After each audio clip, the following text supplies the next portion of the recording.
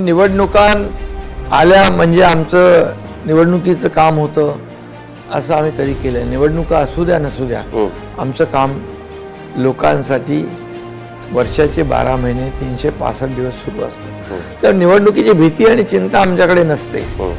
आम्ही काम करतो, कामाच्या जोरावर विकासाच्या मुद्द्यावर आम्ही ही निवडणूक लढवतो. आणि ज्या योजना ज्या शेतकऱ्यांच्या असतील, इतर जे काही इन्फ्रास्ट्रक्चर प्रकल्प असतील, जे महाविकास आघाडीने बंद केले होते ते आम्ही सुरू केले, जे जनतेच्या हिताचे होते. मग किती प्रकल्प बघा, आज आपण समृद्धी मार्ग असेल, अटल सेतू असेल, मिसिंग लिंक असेल, मेट्रो असेल, कारशेड असेल, असे कोस्टल हायवे, हे किती प्रकल्प आम्ही कार्यान्वित केले, उद्घाटनही केलं. आणि जर सरकार बदललं नसतं तर हे प्रकल्प असेच खितपत पडले असते.